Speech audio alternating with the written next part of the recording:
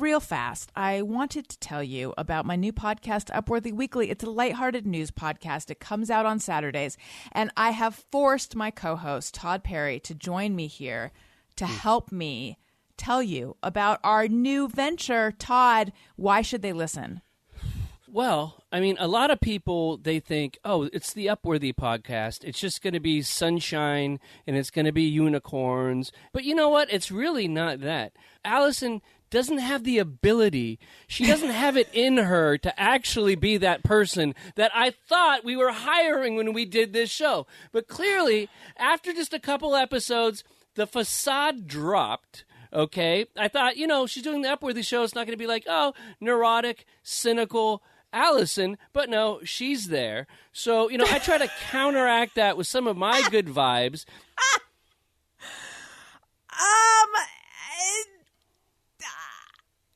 I would argue that if one person is coming off as a little bit cynical and unhinged right now, it's not me. It comes out every Saturday, wherever you get podcasts. Bye. Allison Rosen is your new best friend. Allison, with her good times never end. Allison Rosen, doing the wavy pencil dance again. Allison's your new best friend. Hey everyone, hi, hello. Welcome to another episode of Allison Rosen is your new best friend. I'm very excited to bring in my guest in a moment. I'm sitting in my studio. It's Friday. Now, this is the time that normally I would be catching up with producer, bad boy of podcasting, Tony Thaxton, but he's still on the road with his dumb rock band, Motion City Soundtrack, abandoning me. I would hope at this point in the tour, he would have realized he doesn't want to be on tour with his dumb band. He wants to be here recording my podcast with my wonderful guests. The one today is actually a friend of his. I know this person through Tony.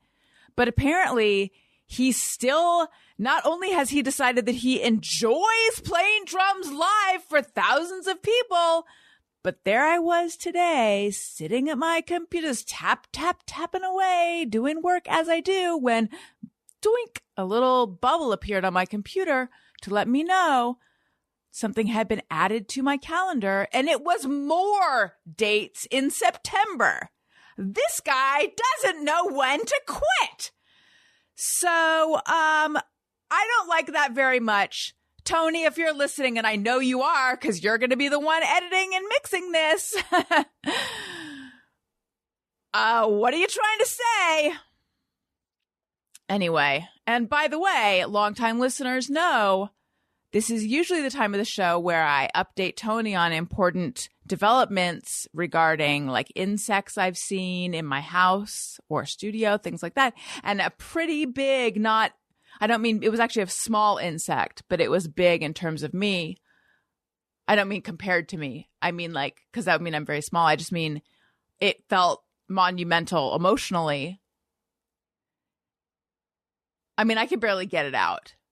A lot happened when I saw this insect, and then I had feelings about it, and then I came to a personal decision about whether I want to actually have plants in my house.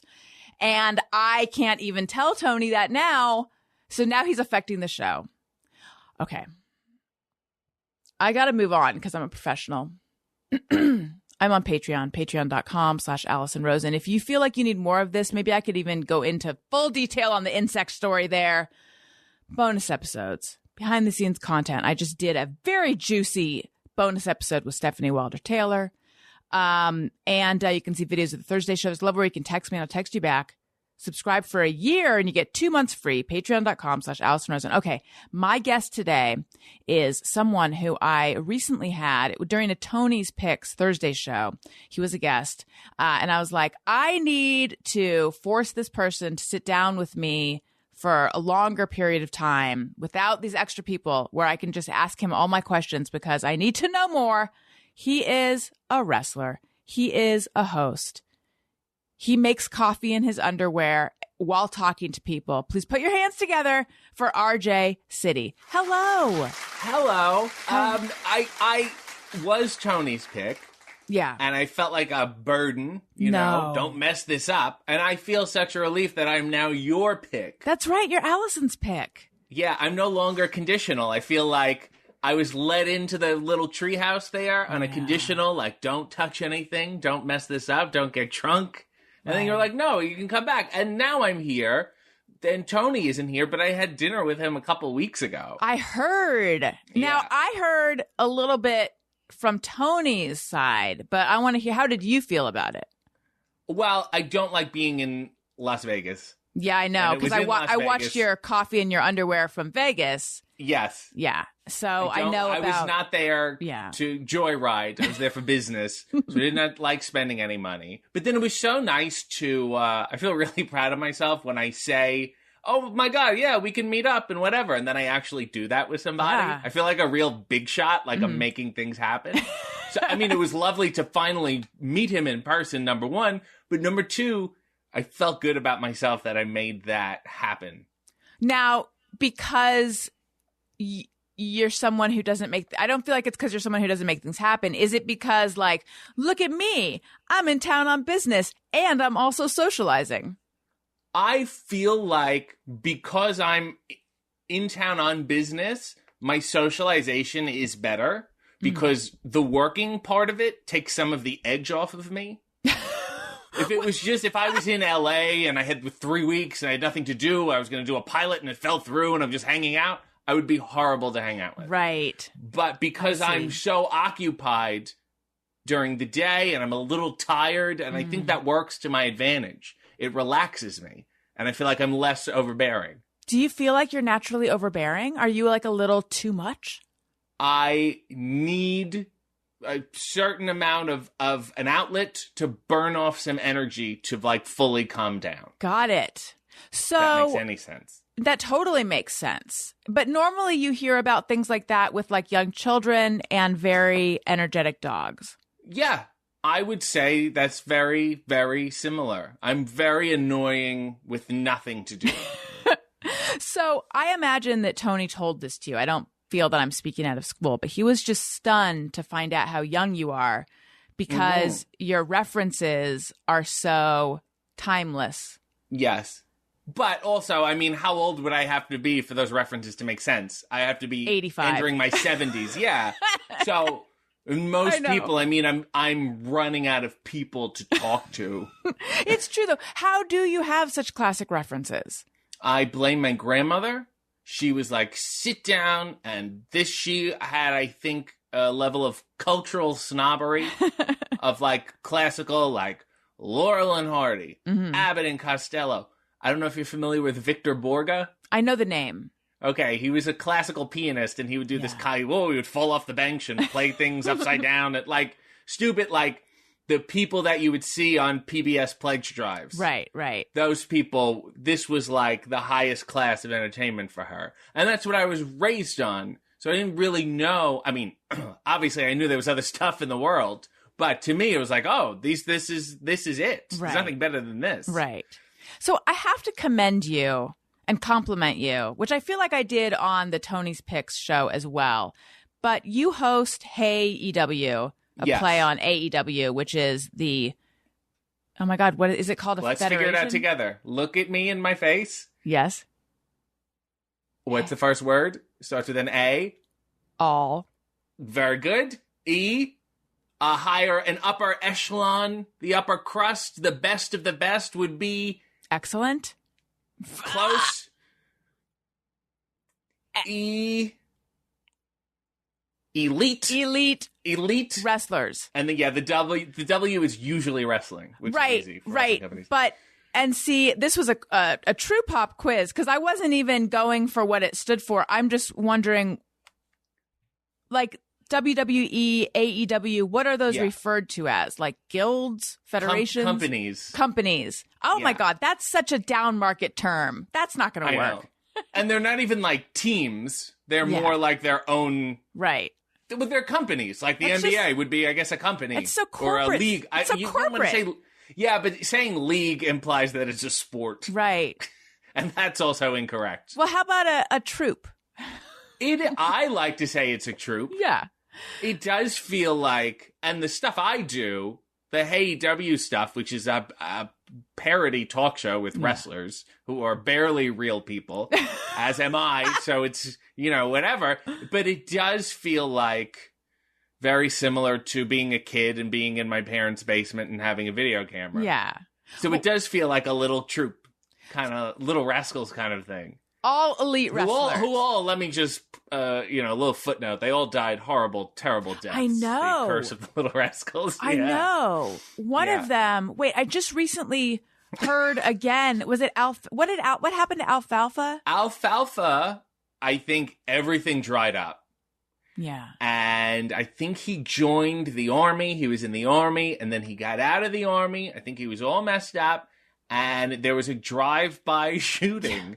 And they were looking for someone else, and they thought he was that someone else, and they shot him. I'm sorry to laugh, but it is truly the Curse of the Little Rascals. Do you know if it happened in Burbank, perchance? Because there was something that happened to one of them in Burbank, because I feel that my husband used this footnote to debunk some point I was making. Okay. Because I think I was saying, like, there's not a lot of... Right now, there's a new gun store opening in Burbank. So this is like the talk among people who are not super enthused about guns in Burbank. Right.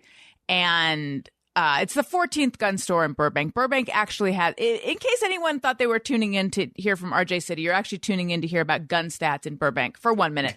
It has the second highest per capita gun sales in the nation, which is insane. I didn't realize that when we moved in. Wow. But I think so there's this question of like, does everyone in everyone in Burbank have guns, or like, are people coming in? What's going on? But it doesn't seem like there's a lot of gun crime in Burbank, is there? And I think he's like, Alfalfa from Little Rascals was shot in Burbank. Think okay, maybe. that makes sense. But I don't know. And I'm going to throw this out to just show off my knowledge. Alfalfa's real name was Carl Switzer. Now that that's always a good stuck name. in my head. It is a good name to juxtapose Alfalfa. Right. It feels really like the true Hollywood, Who did one of them have a black ring around his eye? You're thinking of the dog. I know. I knew you were going to say that. And I'm not psychic.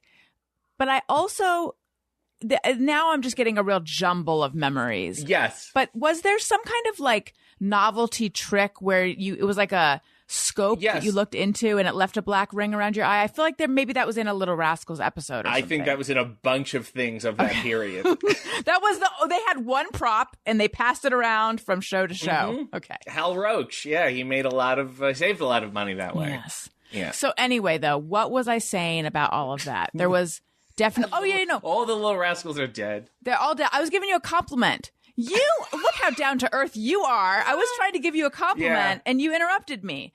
I said, here's a list of all deaths. Okay, I was giving you I got sidetracked because I was like, it's a company, it's a troupe. I didn't know what to refer. So, Hey EW, the show. Hey EW, yes. That's what I said. It sounded like, Hey EW, the show you do where you interview AEW wrestlers. Correct. Which is very funny and everyone should check it out. The questions that you come up with, because I wondered, is someone writing them with you? Is it you? And according to Tony, who might be a liar, he has abandoned me, so I questioned his character. He said it's you. They're so clever. They're so funny. And to me, because my background is in journalism and I wrote for a lot of like alternative weeklies and things like that. Zines? Any zines? I did write for some zines as well. Yes. And for lad magazines and like a lot of genres of magazine that are no longer around, but where there was a lot of emphasis put on crafting sort of funny, clever questions. Yes. In addition to more straightforward profiles and things as well, but we were very amused by funny questions. That was an art form in and of itself. And your questions are so funny. And I feel like that isn't around that much anymore. And to me, it's like a real throwback. And I just think it's like you had this question and I'm going to botch it, but it was something like, your bio says that you knew you wanted to be a wrestler from age 4 on. So what I'm wondering is, what did you want to be from 1 to 3? Yes. So I love that. So, Tony Khan, who owns AEW, was a fan of my work online. He just knows everything about every wrestler. He has his finger on the pulse, knew all my stuff, and trusted me enough to pretty much come in and let me do, under the circumstances, what I wanted. No one has ever looked at my scripts. I don't know why. I don't understand that they're just like, okay. Until I read them out loud, including the guests. Mm-hmm. I really don't run anything by anyone, and it's like a credit to Tony for being so trusting, and it's also a credit to the guests. Like, people are like, how do you do it? And I'm like, I'm not doing anything. It's the courageous guest who's like, sure, I'll, roll with these questions that I've never heard before, that are about my life and career. I'm lucky because wrestling is full of inconsistencies and things that don't quite make sense. Mm-hmm. I get lucky in that regard, that I enjoy poking around there, using they have analogies and metaphors and nicknames that are just stupid. They're always stupid. And so for anyone who's, a logical person, they don't make any sense. So I enjoy going there. I enjoy researching things about the people that they've probably forgotten. Everyone has wrestled under a different stupid name at some point, and have had matches that they're not proud of or have forgotten that even existed. And I also like asking dumb questions that sound like smart questions. And that's a perfect example, because it sounds like a real question until you stand back and look at it. Yeah. And then, but I also leave it up to them to answer how I don't script them. Right. Right. It's just, here's these questions. I don't know. There's a bunch of them. And, take them however you want, I guess. Some people get upset. Some people laugh. And then some people, play along. It's up to them. So some have gotten upset. They get thrown up. I don't know if they get for real upset, but they get angry in their own way if I'm attacking something that's, theirs. I did one with Arn Anderson, who's like a wrestling legend. And no one has seen it. And he's just... I think he's from Georgia, and it's two people who should never be in the same room. And that's what I loved about it. So what happened? It was just, we disagreed on the pronunciation of mauve, which I had never anticipated happening. You say it mauve? Are we talking about the color? You say mauve. I say, oh my God, the disdain in your voice. So my understanding, I'm getting to the bottom of this, it may be a Canadian pronunciation derivative from the French pronunciation. Yeah. Oh, it says, the way you say it does sound French. Yes. Yeah. I never felt bad about myself till right now, but the French disdain in your face and voice is making me feel très bad. Yeah. I say mauve. Up till yesterday, up till right now, I said mauve, but now I don't ever even refer to that color anymore. No, I feel like the higher you go in society, if you bring up that color, excuse me, what is this?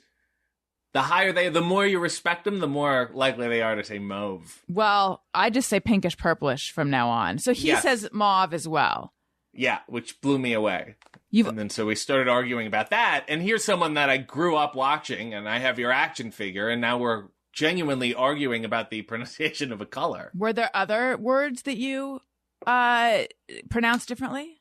Sometimes I like to mispronounce words on purpose. Oh, and then what happens?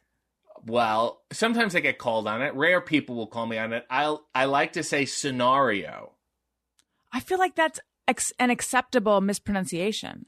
But it's just stupid. Yeah. Like, what world are you living in? Right. We've only heard people say scenario. Mm-hmm. I mean, you're living in a mauve world is where you're living. Yeah, you're with the upper crust. It's a mauve scenario. Right. Unfortunately. Yeah. I remember, and it's insane that this was as amusing as it was, but it was like, this was one of my better nights.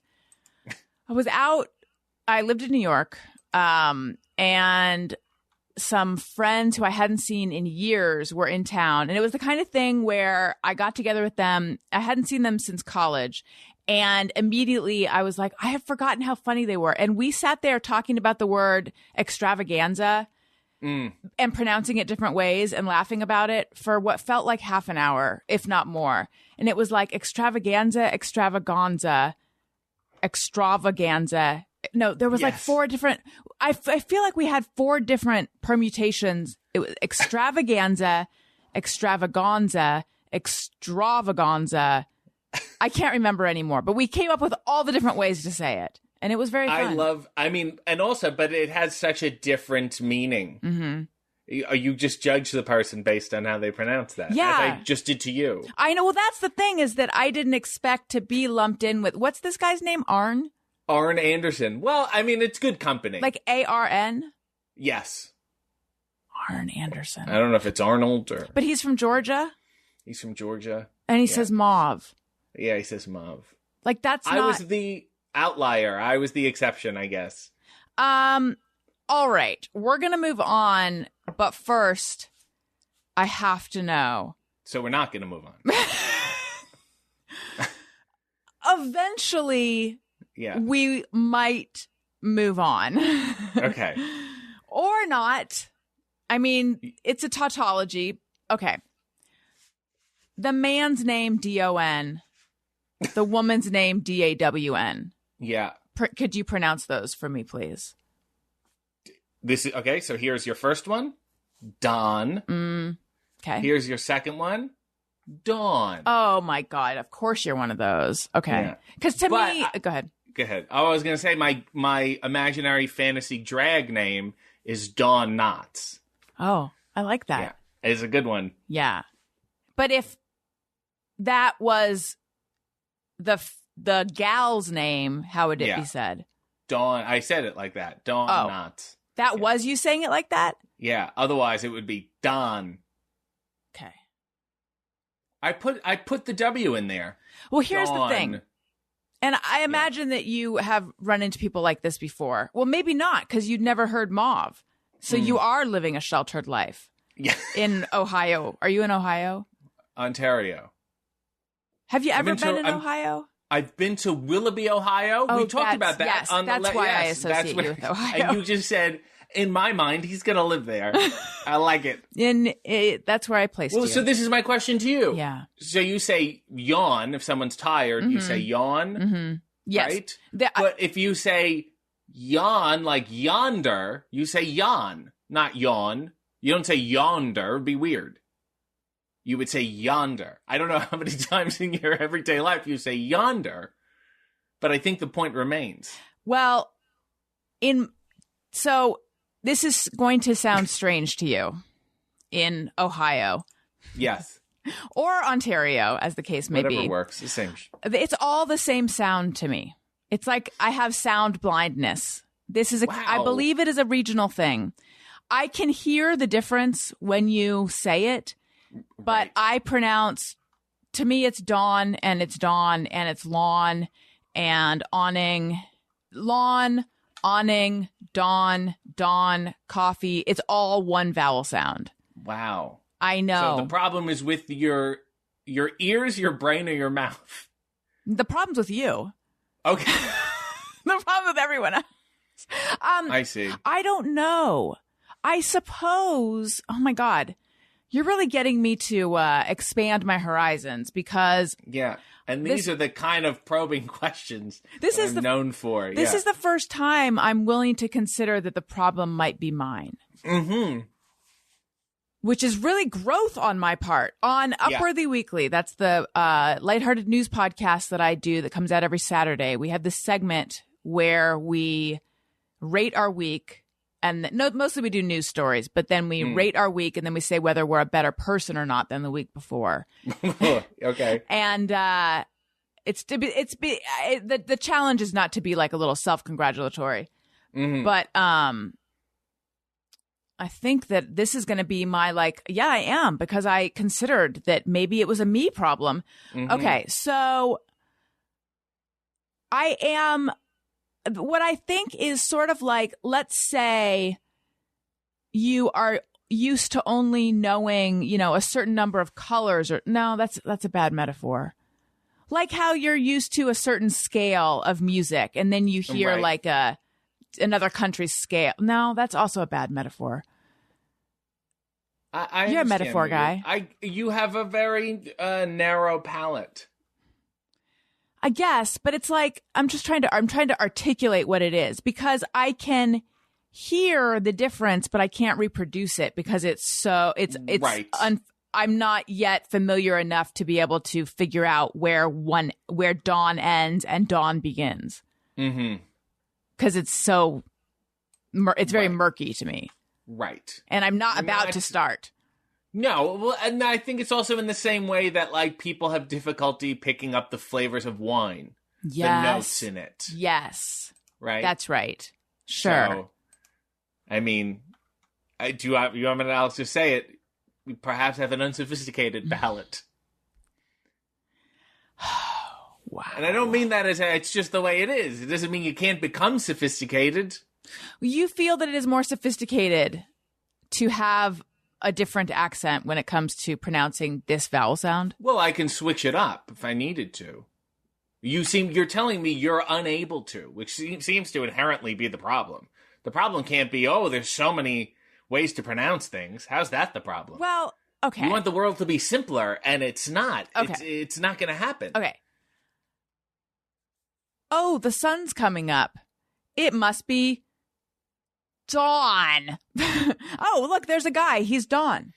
I've never seen someone so distressed about the morning before. Did I say it right, though? You were like Dawn? a vampire realizing daylight's out. Your face went, dawn. Dawn. Dawn. Yeah. Dawn. When you get to the point that you don't have to. Dawn. Dawn. You know, Dawn. Dawn. Dawn. When you- Dawn. I can't do you it. get to the point where you have to stop, straining your face, then I think it'll be okay. I could talk about vowel sounds for the whole show. We could. And we could also talk about Chubby Cheney, Chubsy Ubsy, who got very, very large, Little Rascals. Oh, and okay. then was given some sort of horrible old-timey surgery and lost way too much weight and then, immediately got sick and died. Oh, no. What did... That's another death. I don't know. You know how they used to give people, speed as weight loss pills? Yeah. You know what I mean? Yeah. The whole thing was who knows what they did to him. It's They tragic. should not have been performing surgery No. on anybody. Yeah. First of all, Little Rascals. Chubsy Ubsy was his name? Chubsy Ubsy. Yeah. That's cute. He I was- bet he was hated it. Adorable. I'm sure his parents liked making money off of him. Right. Because this was This is, of before course, the... Child labor laws Yeah. and before the whole Macaulay Culkin, my parents shouldn't have all of this thing. Right. Okay. Ontario area. Yeah. How did you, and I think we talked about it a little bit, but remind me how you got into wrestling. I don't remember not being into wrestling. It was a thing, it was already in my brain. I don't remember, life being normal and then, aha. It was just, always a thing that was on. And so was the Muppets. Mm-hmm. And, old show business. And the Muppets were very old show business inclined. That was a really good gateway to the Milton Berles and the Ethel Mermans, because they had people on that show that were not at their peak. Right. They had, oh my God, Kay Ballard. What? Why are you having her on anything? I mean, she's wonderful, but, people who are not current then. Right. And are less current now. And that was always one and the same to me. And it is. That's my great, thesis, is that wrestling is just a violent Muppet show. And was it your grandmother's influence that is associated with the Muppets as well, or was that at your parents' house? Yeah, I think, it's Milton Berle. Oh, yeah. And then, of course, the Muppets are, acceptable because they have these people on. And then my parents were very supportive of whatever. If he wants to act and sing and wrestle and, whatever, let him do it. Mm-hmm. And I'm sure they inherently thought, let's encourage while he's young and then he will even out. Mm-hmm. And what they didn't foresee was the lack of evening out. Do your parents do sensible, quote unquote, things? Yes, they have real jobs. Yeah, they have real regular jobs, but they are inclined to communicate via entertainment and make jokes and sing and it's like a way of communicating, Mm-hmm. A family kind of thing. And we would always watch the Twilight Zone every New Year's and dissect them, the same episodes over and over. And so that stuff is I don't want to say it's second nature because it makes me sound like a prodigy. It's not a but it's like that's how I learned how to like connect with people. Right. So you were always into performing and entertaining and entertainment. Yeah, and in a way where, not that I thought, well, I was special. I was just like, why isn't everyone doing this? This is fantastic. Why are we not, and then getting older and realizing like, wait, when you guys were like in 6th grade and we all wanted to become wrestlers and like now you don't, like what's wrong with you? Right. Now, why did you say 6th grade and not grade 6? Are you actually from Ohio? That's a Canadian thing too. I thought grade 6 is Canadian. Yes, the grade 6 is Canadian, but I have been made fun of before. For saying grade 6. They would say like, oh, it sounds like I'm in the Victorian era. Now presenting grade 6. So I learned how to switch it because my palate is perhaps more sophisticated. So you were code switching. And here I was wanting the original Canadian. I'm switched and compromised. It's long gone. Right. That person doesn't exist anymore. I know. Okay. Were you always athletic? I would not say I'm athletic. I would also say wrestling somehow can include people who are not necessarily athletic. It's a weird way of running. It's a weird way of moving your body. It is. I mean, certainly athletes are in wrestling. If you're an athlete, you could be very good at wrestling. Does not necessarily make it so. People come from MMA and they have difficulty because it's a different body language. You have to leave yourself open to be hit, which is, it goes against your normal, natural athletic instincts. Right. Because you would probably want to get out of the way of someone trying to hit you. I see. Normally. Yeah. So I think the best wrestlers are somehow unathletic in a sense, where they have better body control. Is it more akin to dancing or stunts? Yes, it's more akin to dancing. It's more akin to improvising. If you do any kind of improvising and someone makes a physical offer and lights go down, lights go up, and someone is opening an oven, you read their body and you go, well, they're opening an oven. And it's like, what you cooking? Like, so obviously, similarly with wrestling, I mean, not that it's not generally planned in advance, although they could use a rehearsal, but you can feed for certain things. If I'm crawling on my stomach, I can leave myself open for the other person to hit me in certain places. So we're communicating. Obviously, you can communicate verbally when you can, but we're also communicating physically. Right. So it is like, which is dance, right? I don't know. I don't dance. But. So wait, you are saying, though, that you can be a wrestler and not be athletic, though? Like, have you really seen people who are not naturally athletic at all out there? Yes. And there are people who are, to be crude, freaks. There's like these giants, these 7-foot people or old wrestlers who used to be 600 pounds and they were like a sideshow. And that's part of that's really where wrestling came from, was the carnival. It's like we're mocking real competition. Although sometimes it can become real competition and people are good enough, a lot of wrestlers, to be real competitors. Right. They wanted to do it for real, but you want to put like the really small guy against the really big guy and see what happens. How do you not get hurt? It should be, I always say, for something that's fake, it should be more fake. So you do get hurt. It'd be like really good. I mean, hurt, the difference between being hurt and being injured. There's being like banged up. I mean, people play football and they're banged up and knocked around and whatever. I try not, this is the Muppet Show to me. So it's not real to me. I don't want people to get hurt. I would love for people to think I hurt someone. I don't really want to hurt them because then I think the illusion is gone at that point. Right. I punched you in the face. It's like, okay. So okay, so so Tony has told me more than once.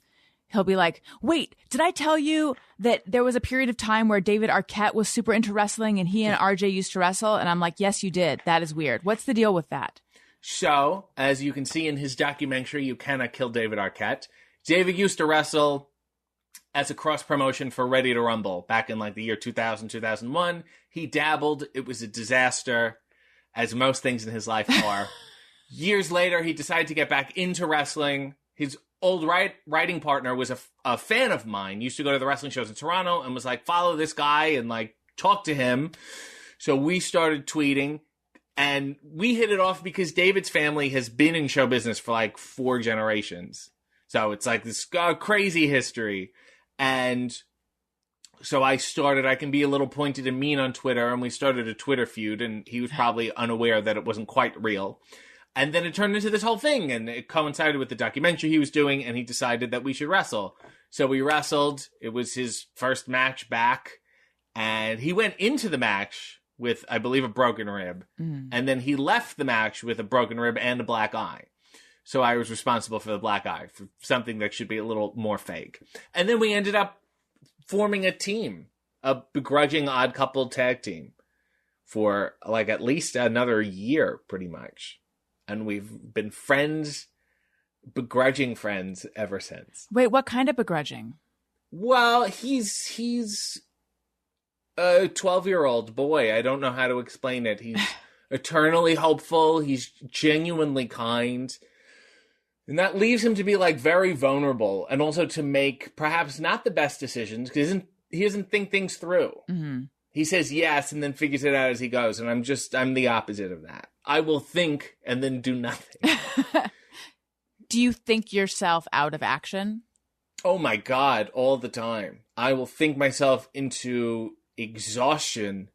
It's really like taxing, you know? And then you're just like, I can't even, and the best way to deal with it is to not deal with it, which is no way of dealing with it. He could learn a lot from me. I could also learn a lot from him. Yes. Yeah. I'm relating to you because yes, that's my problem. Yes. Where do you think it comes from in you? The overthinking. I think it's perhaps the downside of having an imagination, the downside of being creative, where I can, you're going to interview this person. I go, okay. And then I can start thinking like I can play it in my head of how I want it to go very vividly. Their face, my face, the rhythm, the timing. That is very productive when I'm writing something. But when someone goes, do you want to come to this party? And then I start envisioning vividly all the people there that I don't want to see. What if somebody has a problem with me and I didn't know about it? Or if something happens and I can't get home and it's too late? And and then my mind just very imaginative, but not in a helpful way. At a certain point, no trait that anyone can have is good all the time. Yes. Are there... So, to tie it back, the reason I enjoy being busy is because it occupies that part of my brain. So I can be so busy with that stuff and the work that's going on that I can say, sure, Tony, I will see you, instead of envisioning ways that you're going to sabotage the evening.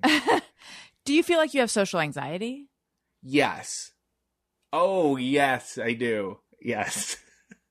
Absolutely. Are you? And then I do this stuff, and then sometimes this is my social activity. You know, I don't want to do this and then go out. Right.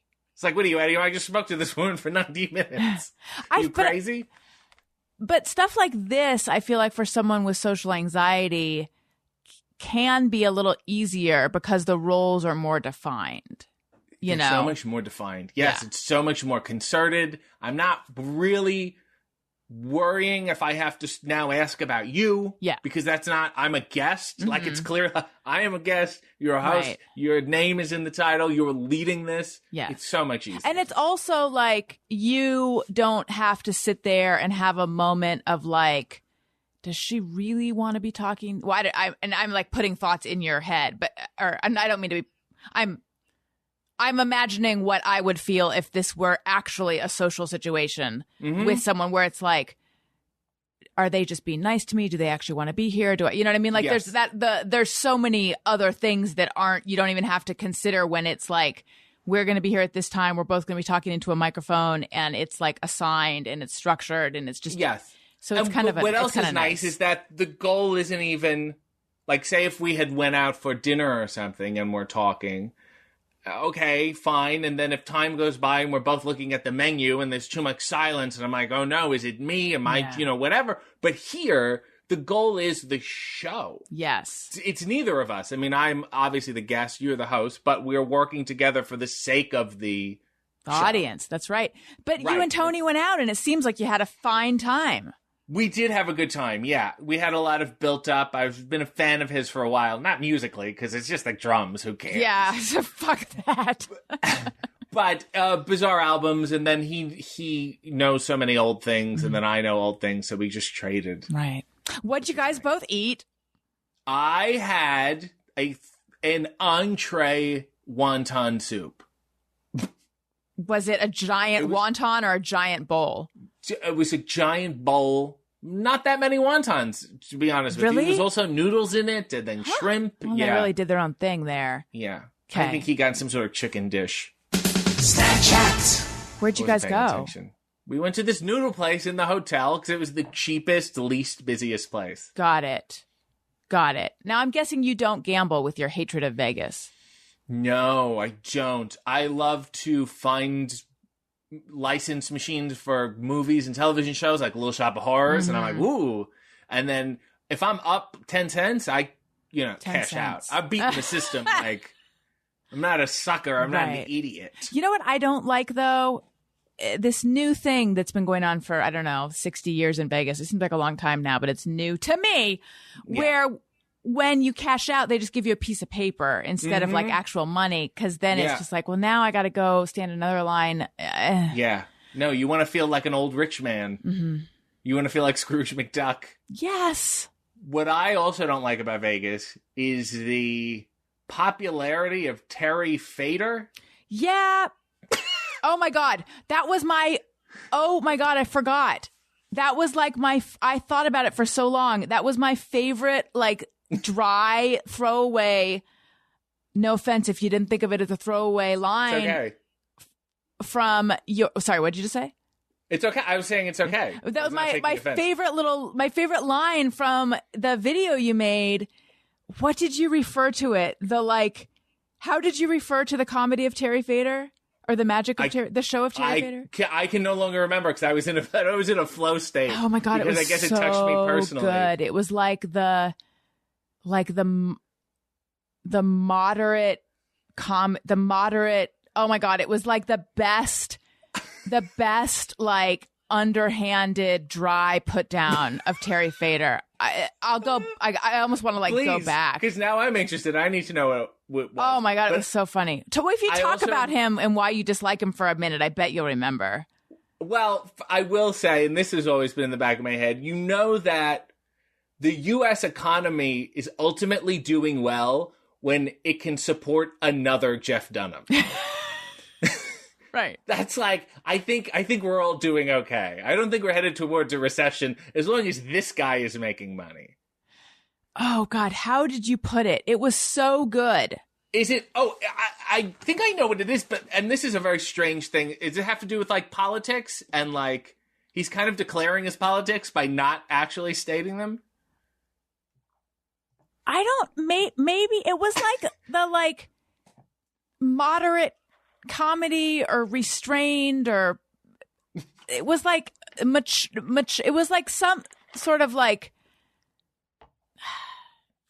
I can't remember, but it was such a funny way to put it. It was so it was so sarcastic and like so clear that you're not a fan. Oh God, what was it? It's just something about it. There's something about the broadness of it. Yeah. That, look, I'm sure he's a nice guy. But, and then the fact that he looks like the king of Las Vegas. His face is everywhere with this turtle puppet. Should we find it? I mean, I could, like, if we could just have Tony cut it out where I go find it. If you want me to find it right now, I could. Sure. Okay, let's do it. My coffee and underwear thing? Yeah. Okay. Yeah, it wasn't, okay. I love that. I don't even remember. I was in such a, like, I was like, you know what? I'm just going to let all my grievances about Vegas go in this video. What else is here? Terry Fator. I love good, clean, moderate ventriloquism. And this is Vegas. I'm happy I'm here for work. Let me I just love, it was just such a perfect diss. Good, clean, moderate ventriloquism. And they didn't even say it like, yeah, it wasn't it wasn't that backhand sounding. That's why it and was, certainly yeah. if you wrote it on paper, it wouldn't read like that at all. That's why I thought it was so good.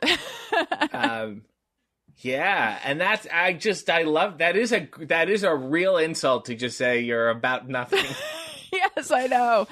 Oh my God. But you know what I think listening to that? I think that is someone who has some emotions about something. Now a word from our sponsor, BetterHelp. Look, BetterHelp is online therapy. Let's talk about burnout for a minute. Burnout means a lot of things to a lot of people. It could be working too much. It could be not taking enough time for yourself. I have experienced burnout in a number of different situations, jobs. Sometimes, certainly during the pandemic, I felt just the beginnings of burnout kind of creeping in, just feeling like this all feels very the same. It feels samey, and it's hard. Life can be overwhelming, and many people are burned out without even knowing it. Symptoms can include lack of motivation, irritability, fatigue, and more. We associate burnout with work, but that's not the only cause. Any of our roles in life can lead to us feeling burned out. BetterHelp Online Therapy wants to remind you to prioritize yourself. Talking with someone can help you figure out what's causing stress in your life. And BetterHelp, they are amazing. I have two friends who are doing BetterHelp online therapy right now. They both started up therapy during the pandemic. They tried to get in with traditional therapists. The wait lists were incredibly long. They were able to start up with BetterHelp right away, and they could not be happier with their experiences. They have both just been, it's worked out so well for both of them. BetterHelp is customized online therapy that offers video, phone, and even live chat sessions with your therapist, so you don't have to see anyone on camera if you don't want to. It's much more affordable than in-person therapy, and you can be matched with a therapist in under 48 hours. Our listeners get 10% off their first month at betterhelp.com/bestfriend. That's better, HELP.com/bestfriend. Again, better, HELP.com/bestfriend. I also want to tell you guys about Nutrafol. 30 million women are impacted by weekend or thinning hair. If you're among them, know you're not alone and that there's a solution you can trust to deliver results. Nutrafol is the #1 dermatologist recommended hair growth supplement, clinically shown to improve hair growth, thickness, and visible scalp coverage. Nutrafol supports healthy hair growth from within by targeting the 5 root causes of thinning: stress, hormones, environment, nutrition, and metabolism. And Tony leaving to go on tour through whole body health. You know what? My joke derailed what I was trying to say. Apologies, although Tony going on tour is not great for your hair. Let me just back up a second. Here's the 5 causes of thinning hair in addition to your producer leaving to go play drums with his band: stress, hormones, environment, nutrition, and metabolism. So Nutrafol supports healthy hair growth from within by targeting those through whole body health. Nutrafol has 3 unique formulas to support women throughout all stages of life, including postpartum and menopause. Each formula is physician formulated using natural, drug-free, medical-grade ingredients in consistently effective dosages, so you get the most reliable results. In a clinical study, 86% of women reported improved hair growth after 6 months. 3,000 plus top doctors and stylists recommended Nutrafol as an effective and high-quality solution for healthier hair. You can grow thicker, healthier hair and support our show by going to Nutrafol.com and enter the promo code ROSEN to save $15 off your first month subscription. This is their best offer anywhere, and it is only available to U.S. customers for a limited time, plus free shipping on every order. Get $15 off at Nutrafol.com, and that's spelled Nutrafol.com, promo code ROSEN. Again, Nutrafol.com, promo code ROSEN. And I love Nutrafol because it has made such a difference in my hair. Again, Nutrafol.com, promo code ROSEN. All right. So, RJ, yes. What was I'm wondering about the wrestling scene in Canada when you were growing up there. Well, and you're there now. Clearly, you're not in Ohio. Versus here in North America. You mean in America? Because Yeah. Canada is in North As America. I said that, and I'm just going to bring it know. around for your listeners. Not for you, because I know you knew it, but I just As wanted to clarify for your felt listeners. Yeah. it was a real swing and a miss. I was like, I'm gonna. Anyway. It's okay. Yeah. Your geographic palette isn't as sophisticated. Oh as my you God, hope no, to. no, it's definitely not. So, like everything in Canada compared to in the States, it's the same but smaller. Like everything. Like I think we only have 3 or 4 flavors of Oreos here.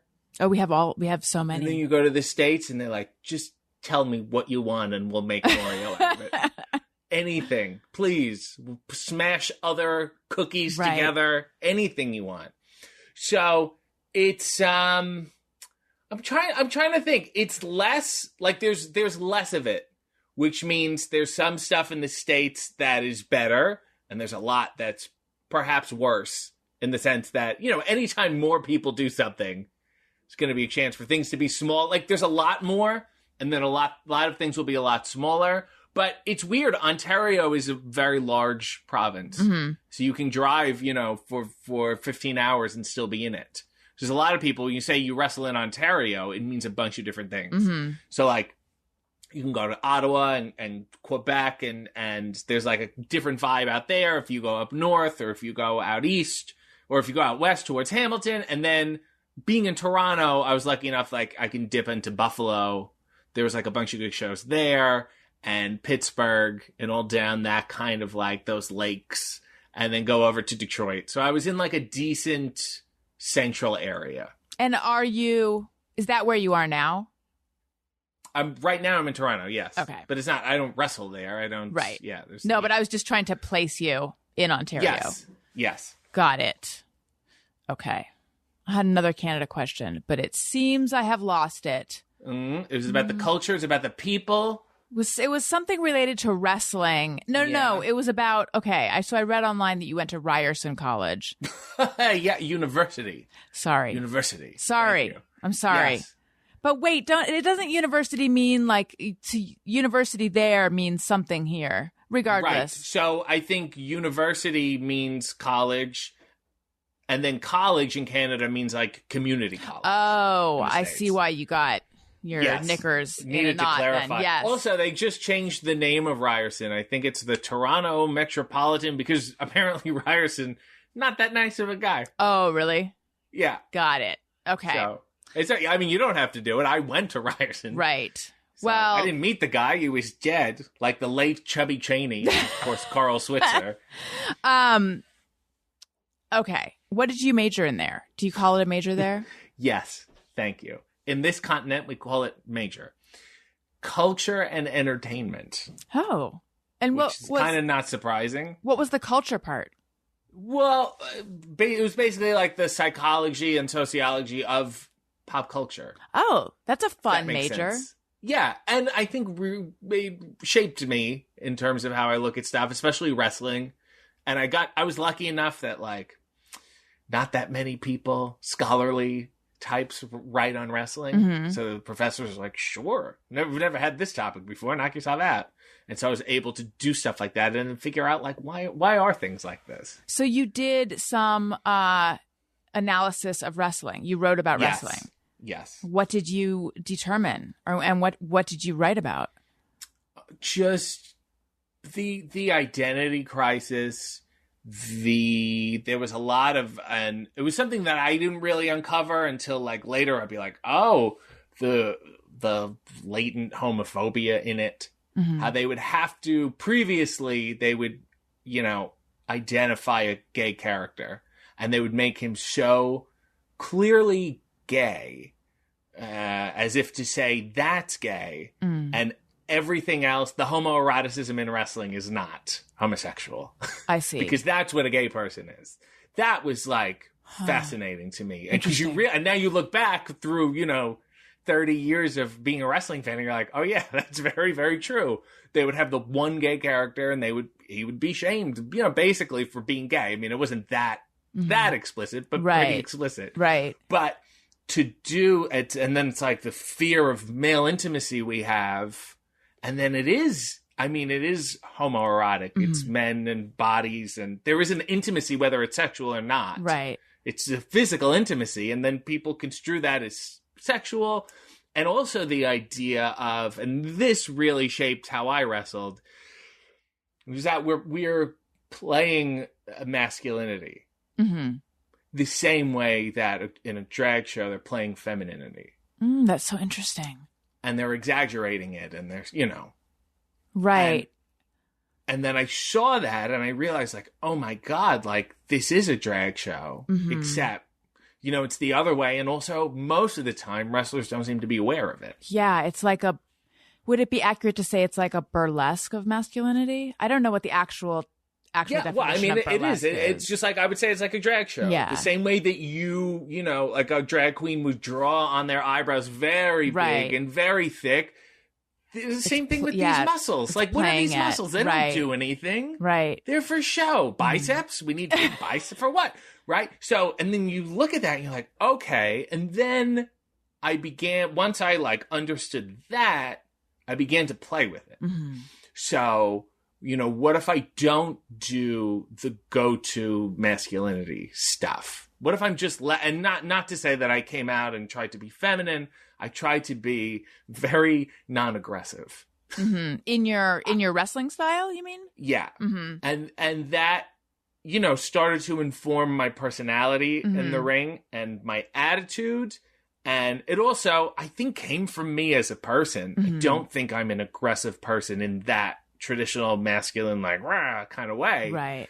So it was good for me, like, internally. It felt natural. And, like, I would come to the ring, I would sit on the top rope, and I would cross my legs. Because it was the least. And I saw, like, Jack Benny, and he was very non-aggressive, always. And I thought, well, what if because that to me seemed like the opposite of wrestling. So what happens? And I'm doing it, and people want aggressive, the display of masculinity, because that's what wrestling is to them. Right. And then when you don't give it to them, they get freaked out and they start to boo. And it's like, well, great. Now we have something here. That's so interesting. And it's also a really good way to do that.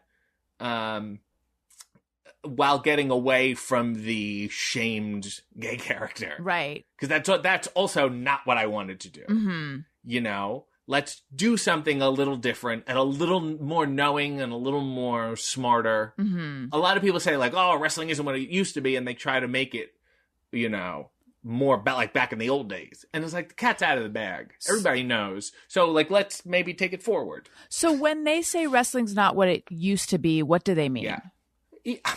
It's a great question. Probably means different things for different people. It was simpler.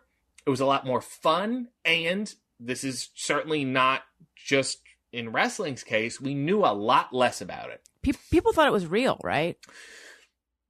I don't know. I always debate that. It was outed in maybe since the early 1920s, 1950s. There were articles coming out. Because anyone with a basic understanding of physics, you realize you can't bounce off the ropes and you can't do that shit. It makes no sense. And even when I was a kid and I thought it was real, I would still play wrestle with my friends. So I understood the concept of play wrestling and doing stuff like that. So I always, I don't know, when people say, like, everyone thought it was real, sometimes I think that's an almost insulting way of looking at it. Because I don't fully buy insulting it. To the audience? Yes. Because I think they knew, like, even Gorgeous George in the 1950s, and he has a butler spraying perfume around the ring. I'm like, are these people that... I'm not saying they didn't get into it. Right. They didn't push their buttons, but, like, come on. And a lot of times, old school wrestlers will say, back in the day, everyone thought we were real, and that's kind of a way for them to have one over the wrestlers of today. Right. It's stupid. It's like, no. Or is the difference that now wrestlers talk about it being fake, whereas back then they didn't? Is it almost like if magicians started talking about how they did their tricks? Is it like code? Although, but then I think about movies and how there's like the discourse, if I may use that Please word, do, yeah. around movies is all about, how it's being made and what's gone into the writing, and then maybe they should have taken a different story and the director wanted a different cut and all. Right. They're into the business of the movie, and it doesn't necessarily ruin their enjoyment of it. Right. So I don't see why they have to be like magic, why they have to be exclusive. Right. But I'm saying but the wrestlers who are upset with the way it has changed, do they feel like you guys, like something is lost because now you're just openly talking about it being fake? Yes. Yes. Okay. Yeah.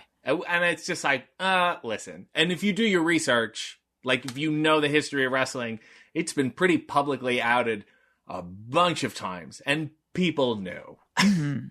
You know, I'm pretty sure some people had the idea that Kamala was not a savage man they found in the jungle. I think we can figure this out on our own. That's really interesting. I'm really fascinated by the like exploration of masculinity, and it sounds like the archetypes and things like that. This was like undergrad stuff you were like, did you try to publish any of this, or have you thought about? They told me, they were like, hey, you can absolutely come back and write your thesis and blah, because they didn't really have anything, especially anything that was written about wrestling was not from the inside. Yeah. It was, students looking at it and saying, these ropes are bouncy. So I helped fill in gaps because I had started, I understood the inside part of it, but I was also like, I don't want to do that right now. Yeah. Like, I think I can go back and do that later. It's like a back pocket thing, and then maybe do a real pompous lecture on it that no one will pay attention to. It's so interesting though. Did people in the wrestling world know that you had sort of started doing some of this stuff? The scholarly stuff? I didn't really talk about it until we started, talking about wrestling and different concepts, and because it's similar to different forms of theater, and you draw those parallels, you can understand them better and you can let them bleed into each other. Right. So people ended up finding out, but it also helped me like learn the history of it. And that also helped me like to try to do stuff that had not been done before. Right. Or to bring back stuff. And I was like, well, I haven't seen this in a while. Like, let's try this. The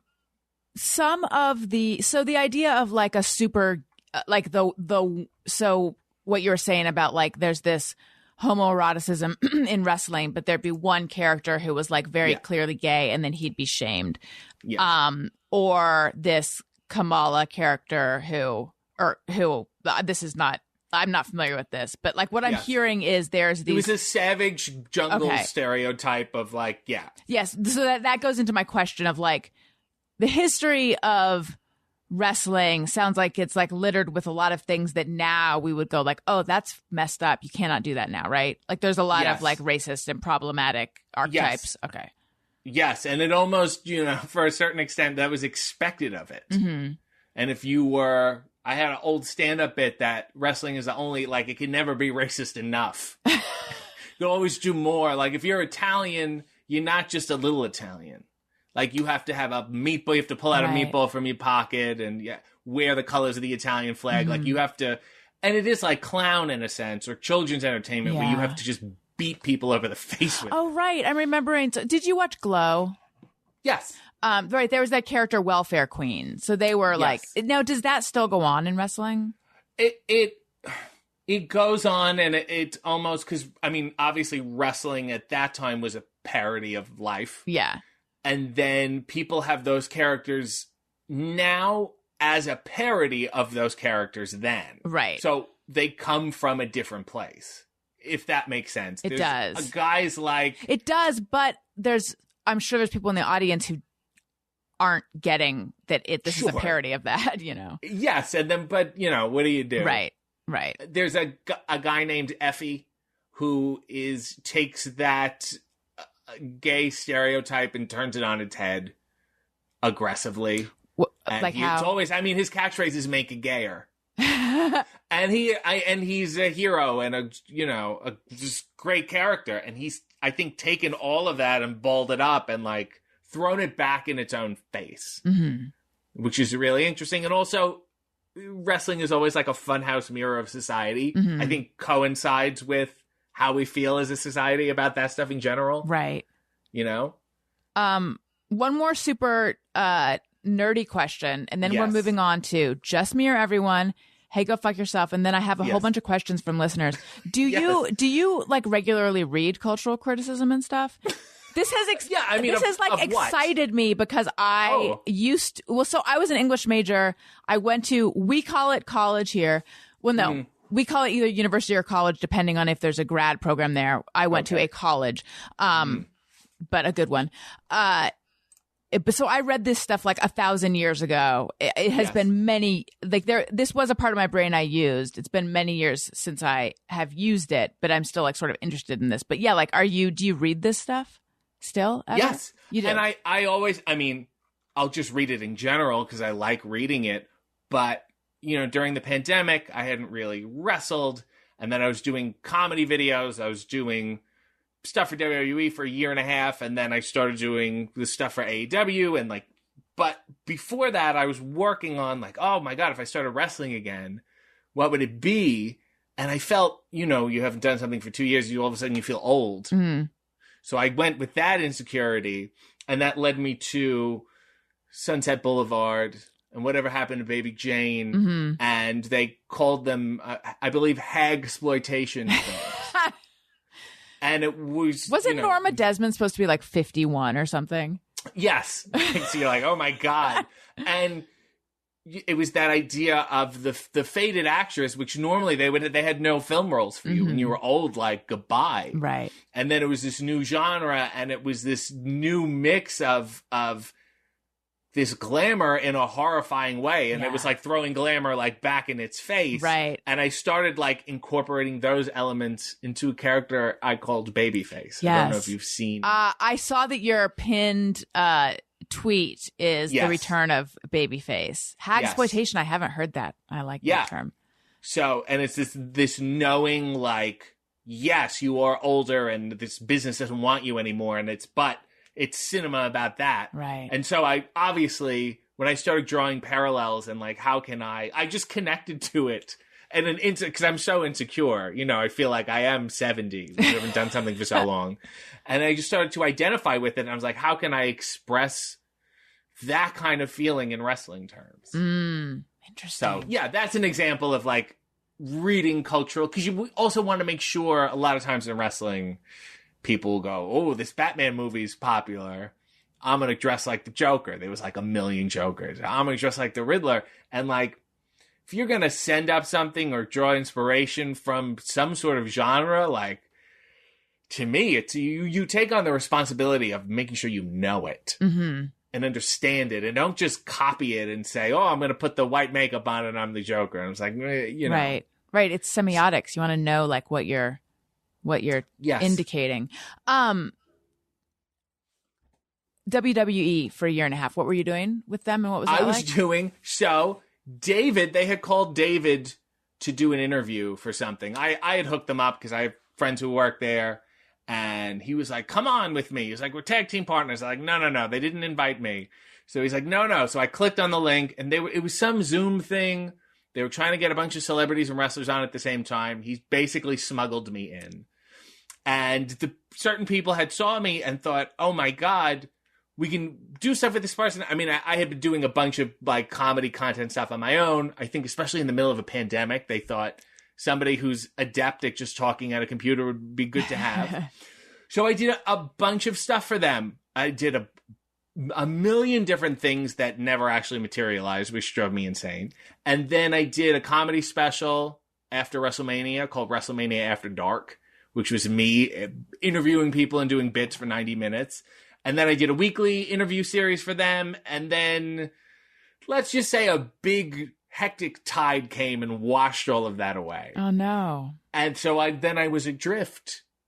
And then I hear the sound of a dinghy. And lo and behold, it's Tony Khan in AEW coming out of the fog. And he was like, you're available? I'm like, yeah. He's like, do you want to come do this stuff? I was like, absolutely. And he just gave me the green light. And it's been, I mean, the two things we've talked about, they just happen and they keep happening. I'm like, oh, this is so perfectly bizarre. How did you said that he was a fan of yours. Did you know that he was a fan of yours? Like, did he just appear out of nowhere? He had DM'd me on Twitter and he's like, oh, hey, I love your stuff. And then he quoted some bit I did like 2 years before that I didn't even remember the exact quote to. And he's just like, he's good at what he does because he really does cram the entirety of wrestling into his brain.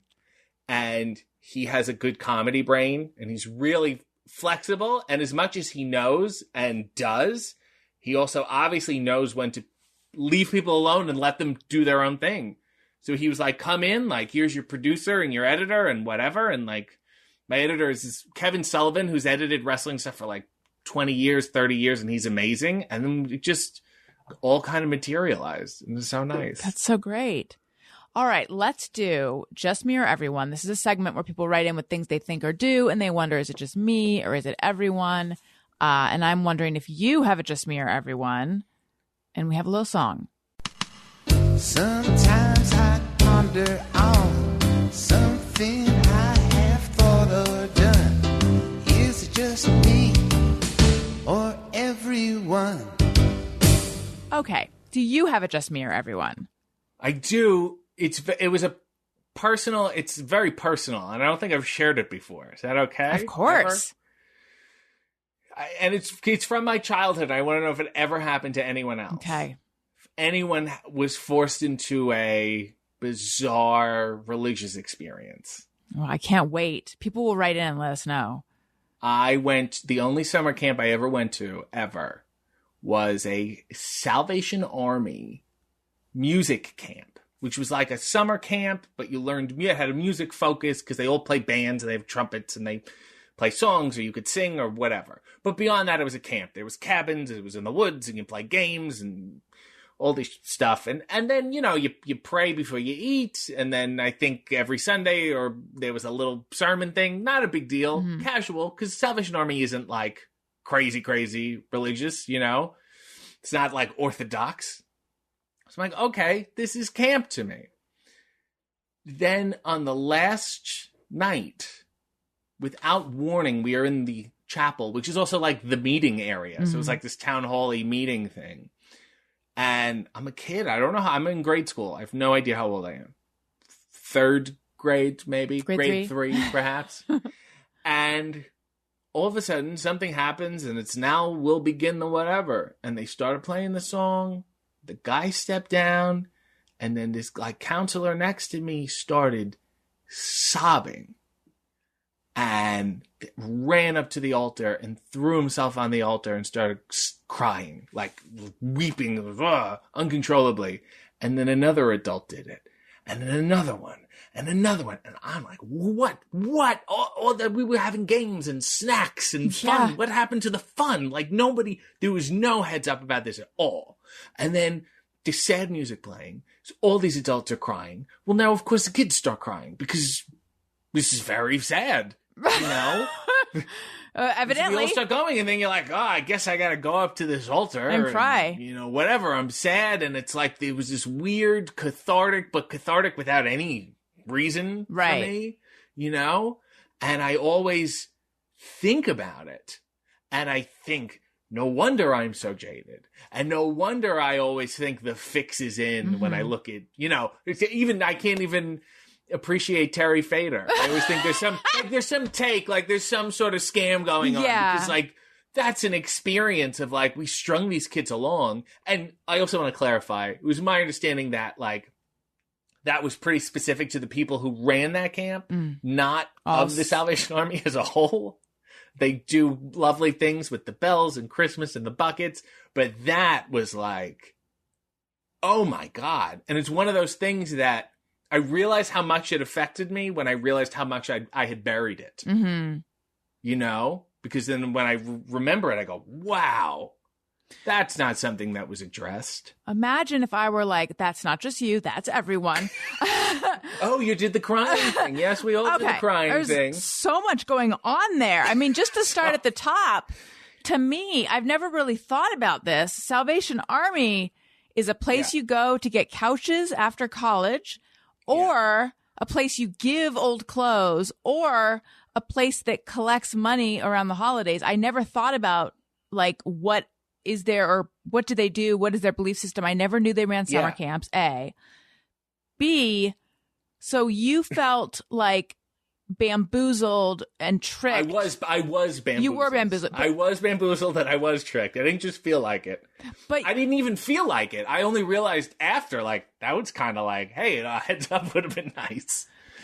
But you felt that because the camp ended on this very strange ritual of crying without understanding why, that reflected on the whole experience leading up to it. That tainted the whole experience leading up to it. Well, it felt like it was to gain my trust, to get me in this situation. And now, because now I see people that I've bonded with and I'm trusting, and now they're sobbing. And they made me sad because I looked up to them and they were crying. But what was the significance of that final day? Like, what was that? Was that giving your life to Jesus or something? Probably that kind of thing. Okay. And it was just like, I guess it was maybe like a come up and, you didn't have to do and anything. Be saved. It was weird. Were people get beans? I feel like, did you run to the bathroom? There wasn't when they explained what they were doing? There was no explanation. It just, so I thought it was one guy. Yeah. Always invariably in church, there's one person who's more emotional than everyone else. Fine. And then he, went to his thing and ran up to the altar, and you're like, that's weird. Mm-hmm. And then the next person. And then, I felt peer pressured in the sense that I felt weird not doing it. And I said, well, I guess I better cry. Mm-hmm. Everybody else is crying. Let's go up there. And now I'm up there and my head is in my hands and you're almost like trying to cry. Right. Because you want to be like, okay, this is what everyone else is doing. Yeah. That's so weird. It was that is so strange. So weird. So bizarre. Have you ever talked about it with anyone afterwards? Like anyone else who was there? What do they say about it? No, I don't think I've ever spoken to anyone else who was there about it. I think my like mother and father were aware that it happened, and they're like, oh, that's like a weird thing. They were not there's given no heads up given. Yeah. There was, again, if you put crying night in the calendar, I think I would have been archery, vaulting. Crying night. Yeah. You can sign up for your elective. Are you arts and crafts canoeing or are you crying this evening? So, and then and I always want to find out who was in charge, and I don't even have anything to express to them. I just have questions. Yeah. Well, now I do too. Yeah. All right. If anyone listening has done this, please. If anyone has done these, let me crying. Let us know what that was. That's so strange. Yeah. Were you able to produce tears? Do you remember? I think so, because there was, if there's adults you trust and they're sad. And, right. Like, it was a very, they forced that tone on you. Mm-hmm. I cried it when I watched My Girl, so it didn't take that much for me to cry as a child. Oh, I remember as a kid, if my dad ever cried, like, it was instant. Like, just seeing him cry, like, tears instantly sprang to my eyes. Yes, but I also distinctly remember going up there and, like, kind of being sad, but also looking around going like, all right, we're doing, I don't think I'm really feeling it. Yes. Were you raised with religion? So, there was that, but I had also gone to a Catholic elementary school in Canada, it's like a public school, but like instead of music, they teach you religion. Mm-hmm. So like no uniforms, no nuns or anything. But I always, to have that, like, that Salvation Army thing, and then to go to like a Catholic, like a Roman Catholic, where they set like it's the opposite, and they're like, "Hey, look at these veiny pictures of Jesus bleeding," and then you're like, it's so to be fed two different lines at the same time. You're like, okay, either one of you is wrong, right, or both of you are wrong, and now I just look back and I go, no wonder, like I can't genuinely accept anything really, even a compliment. I go, what do you want from me? Because it's that, you know what I mean? That's what you think powerful adults do. Right. They bamboozle children into crying. It's so weird. Right. I've got to do some ferocious Googling when this is over to find out what's going on.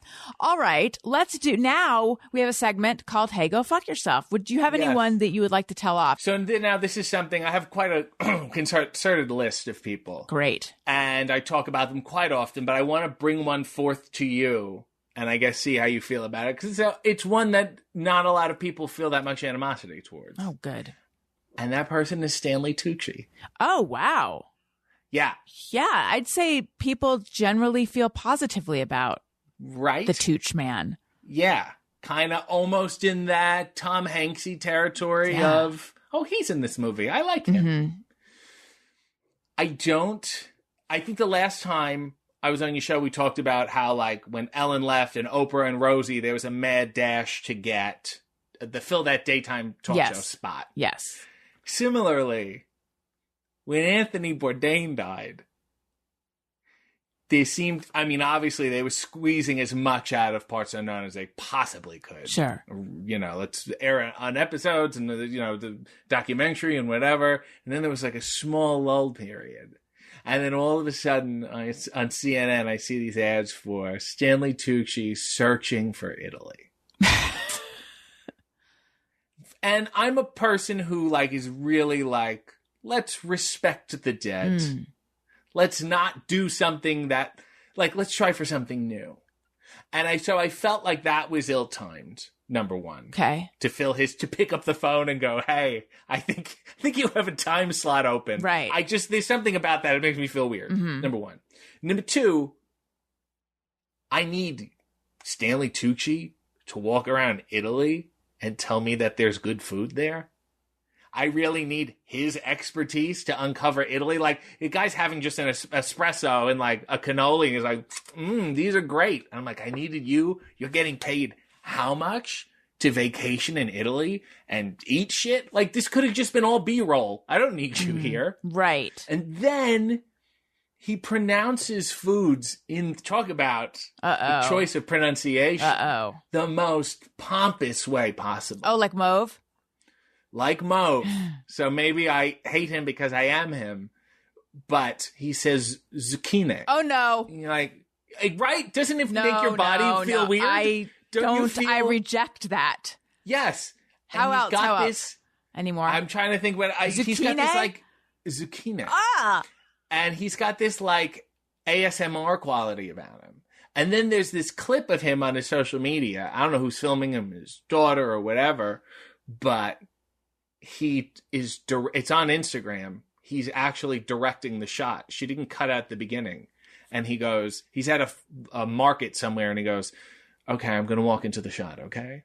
And then he steps back and walks into it. And I'm like, he's got it. How, if that much to me is like the tip of the iceberg. If you're directing, if you have to walk into your Instagram shot, all of a sudden you're, a Cecil B. DeMille of Instagram. And I was just like, these things just rub me the wrong way. And I always feel like there's some sort of, it's noble to find things to not like about people who are well liked. Oh, yes. To me, Shakespeare said that. Yes. To me, this is, I guess, punching up. Sure. Right? Yeah. Well, I'm not taking advantage of. It's punching up. I don't know. Yeah. I'm finding things that, I'm breaking new ground here. So, with all that being said, as a pioneer, I would like to say, hey, Stanley Tucci. Hey, go fuck yourself. I agree with you. I have to say, I agree with you. And I also, in the course of, the zucchini alone is enough. But I'm realizing a little bit that I sometimes confuse John Turturro and Stanley Tucci. But I like John Turturro. He wouldn't have done this to us. John Turturro has kind of this, yes, like a crooked smile and a little bit of a lisp. Yeah. And Stanley Tucci does not have that. He probably has an overcorrection. What is Stanley Tucci been in? What is he? No, like, what's he been in? What do we know him from? He was in a movie with David Arquette called The Alarmist, which I don't believe you've seen or anyone has. He was in a movie with, I think, Tony Shalhoub. Okay. There's a cooking movie. It's a big cooking movie. He was in The Hunger Games. I didn't see that. I think that was, neither did I, but I think that was a big, let me look. I know he's been in like 1,000 things. Yes. Is he But Monk? you don't remember that memorable, right? No, Tony Shalhoub is Monk. Tony Shalhoub is Monk. He was in Devil Wears Prada. Oh, yes, I did see that. He was in The Terminal with Tom Hanks, and Tom Hanks is like, oh, I'm lost. That sounds like a horrible movie. Sounds too real. And I only hope that you invite me back so I can talk about Tom Hanks next time. Oh my God. Sure. I was just listening to someone who was saying that, what was I listening to?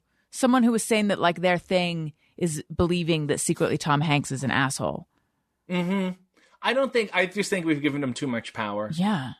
I don't think he should be, he's playing Colonel Tom Parker in the Elvis movie. And you don't he's want also that. he's also playing Geppetto in the live action Pinocchio. And he played Mr. Rogers. Like, pick one. Right. Pick a lane. Buster. And just there's so many old actors who could use the work. You have to be Geppetto. Right. Like, why? And I can't think of a decent performance he's done since like Castaway, where I was like, oh wow, you know. So like maybe just like I don't know, relax a little bit. You want to give him the business too? No, not yet. I have to look more closely at his car. I want to kick the tires on that first. All right, that makes sense. Yeah. Okay. Let's take some questions from listeners. Now, we have a song.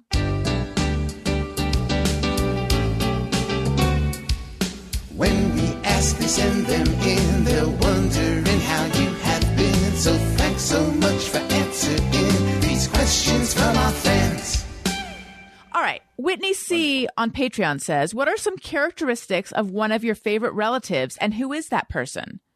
My grandmother,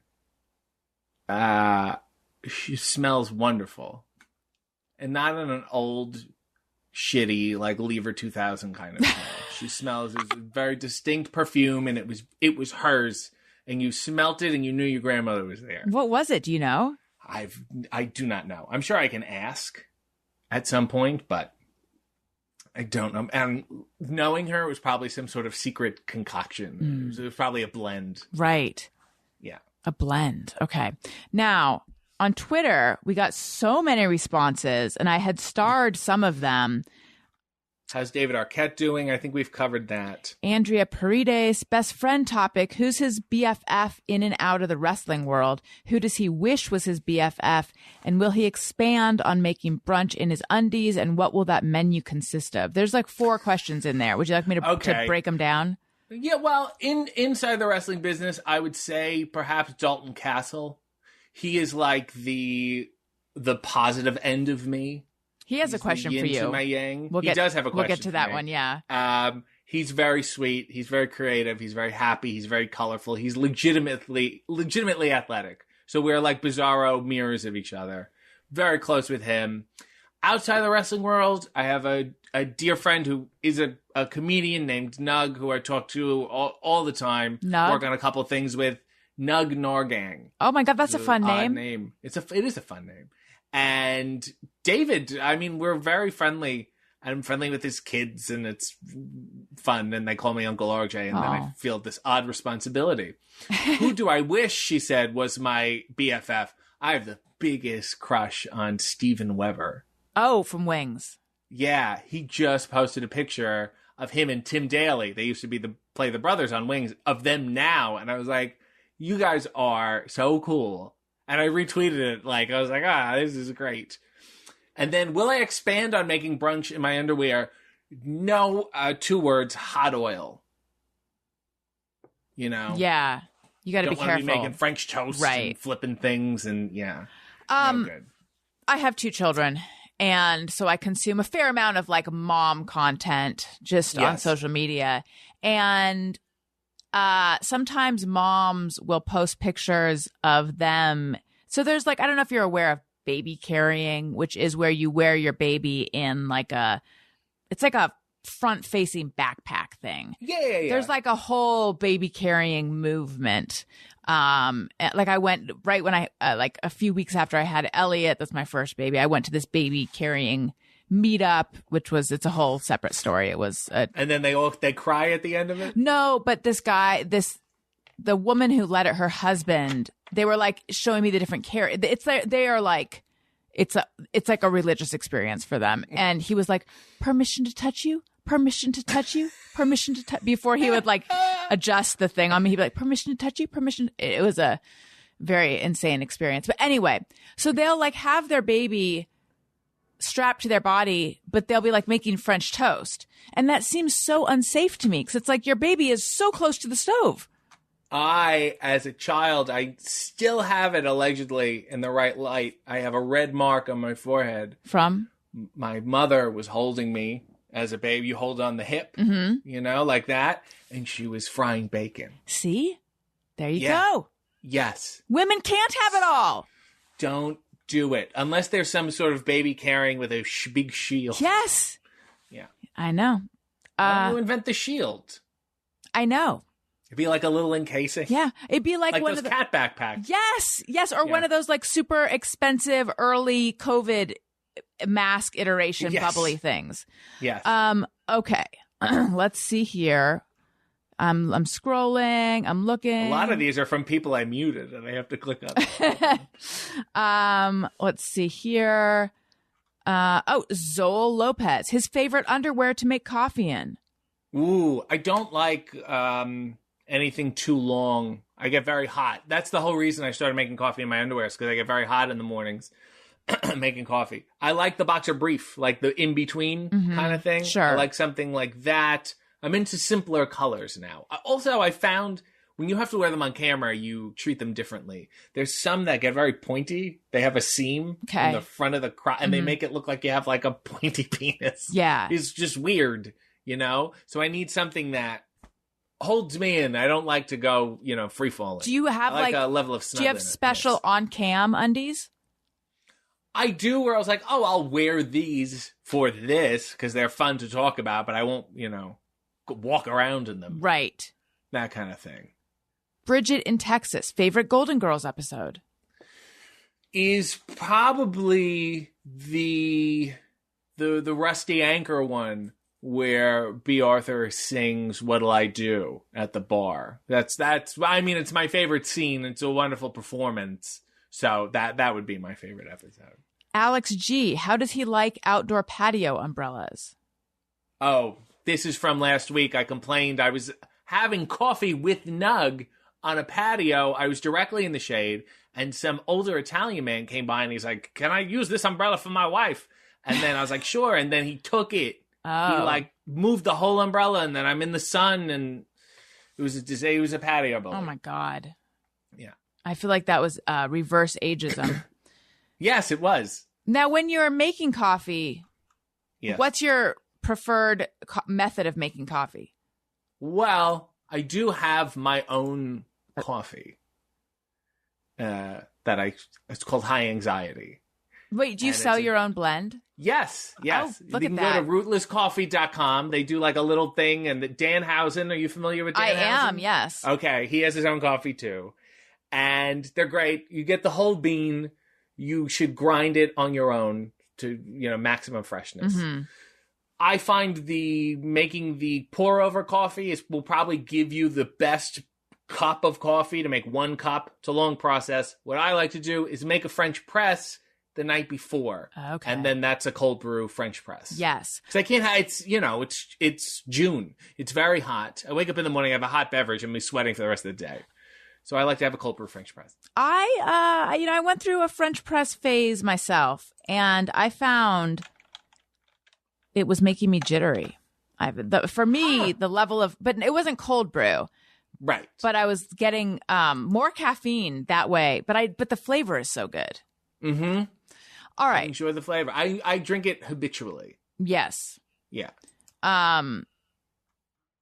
Fully vaxxed, let's have snacks says, ask him his favorite cast member of Just the 10 of Us. Who's in Just the 10 of Us? People. I mean, I know the characters. There was like Coach Lubbock and Bill Kirschbaum. Yeah, I wasn't really crazy about this show. Can I say? Well, Dennis Haysbert, I guess, would probably be the best one, and Frank Bonner. Dennis Haysbert is the insurance commercial. He got the deep voice. And my least favorite, it says that Robin Thicke was in an episode. Oh, okay. Yeah, but no, that's a show where it's like, it's anything like 80s is kind of after my time. 1987? Yeah. That's far after me. Dalton Castle, your BFF, Yes. wants to know, where's my pudding? Where's my pudding is sometimes I find something that is so funny and then I need to spam it to get it out of my system. And there was a Martin Short special where he played a Betty Davis character and he would say, "Where's my pudding?" I do not know why, but we thought it was the absolute funniest thing. And we would drive to Pittsburgh together, which was like 10-hour car rides. He would come from upstate New York, and I'd meet him and we'd go down. And like the whole way there and the whole way back. It's like those childhood sleepovers where you're so stupid. So yeah, where's my pudding? And there's no answer. There is no answer, which is really something to think about. Mark wants to know, who was the best teacher in Head of the Class, Howard Hessman or Billy Connolly? I think Howard Hessman. Howard Hessman, are you familiar with his work? Yes. First of all, incredibly sexy on WKRP in Cincinnati in the raunchiest kind of way, but then really seemed like he was above show business. He seemed like a guy who was just too smart for this world, and he brought it into that character. Billy Connolly was too accessible. Not that I don't like him, but for that role, yes. Right. RJ City, I think we've done it. We've done the definitive RJ City interview. You didn't know this, but you can retire now. Oh, good. I wasn't doing that much anyway. This is fantastic. This was so much fun. You will have to come back so that you can tell Tom Hanks to go fuck himself. Yeah, let me kick that around a little. I have to workshop it. Yeah, think about it. Tell everyone where they can find you, plug all your things, tell them where to get your coffee, etc. Rootlesscoffee.com. Just type in RJ City. My Twitter will come up. My Instagram will come up. My YouTube. If you like coffee and underwear, it's Sunday mornings at 9:30 a.m. Eastern. Hey W is every Sunday at the crack of dawn on YouTube.com. At the crack of dawn not. YouTube.com/AW. You can buy my merch. I just feel like, type in my name and you'll see a bunch of things. Does your name have the dots or no? I don't do them anymore. Oh, you did at one point. Well, yeah, you're supposed to denote the initials. Right. But I think people have really gone away from initials altogether. I've gone away from the periods. Well, but it's your name. I mean, you get to decide. Yeah, I don't like them. I like to save as much space as possible. That's why I'm abbreviating it in the first place. I guess you're right. What does it stand for? I like to tell people it stands for Raul Julia.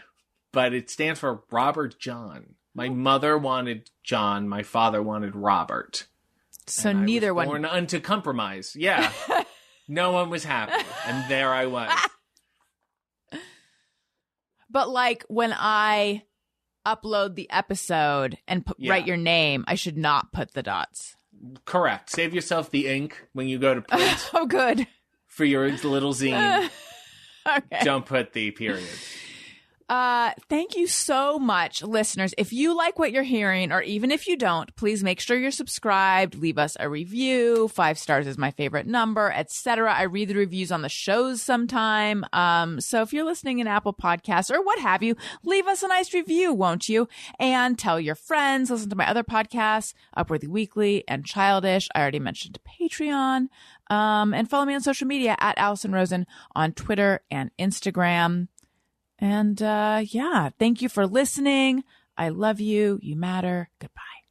And most importantly, rest in peace, Carl Switzer. Oh, yeah. I'm sorry for what happened. Okay, it's fine. Yeah. It's okay. Okay, bye, everyone. Hey, do you know about the Allison Rosen Show?